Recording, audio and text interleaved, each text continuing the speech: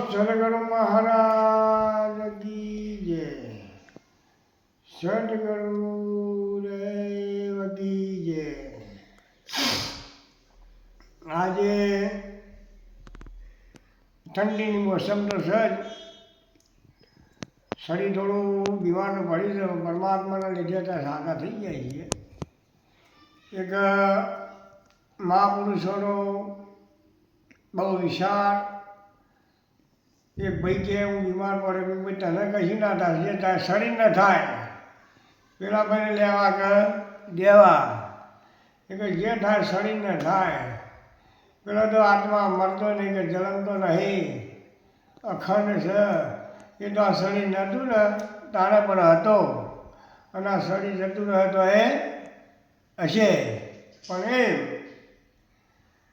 કે જે પરમાત્માને ઘરની વાત મળી હોય, જો ભક્તિ કરેલી હોય તો હંમેશા આ મનુષ્ય અવતારમાં તો ભજન તો કરવું જ જોઈએ.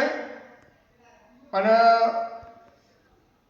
1,84,000 અવતાર ભોગવીના મનુષ્યનો અવતાર મળ્યો તો દેવાથી દુર્લભ મળ્યો છે. આવો ધન્યવાદ કહેવાય. બીજું કા 5 તત્વોનું પિંજરું છે. 5 તત્વોનું કાયા બાંધેલી છે.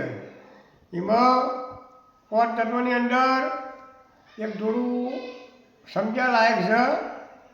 આમ તમને એમ લાગશે કે આ પિક્ચરનું ગાયન છે, પણ ભજન આપણે બનાવ્યું છે. 2 કડીઓ કહીએ. હરે રામ લીલું પીળું પોજરું કરાવો, કે પોજરામ પોપટ બોલ. હરે મહી કયો ભાઈ બોલનારો, કે પોજરામ પોપટ બોલ. રામ લીલું પીળું પોજરું કરાવો, કે પોજરામ પોપટ બોલ. આજે 5 તત્વના પિંજરાની અંદર 5 તત્વનું બાંધેલું છે.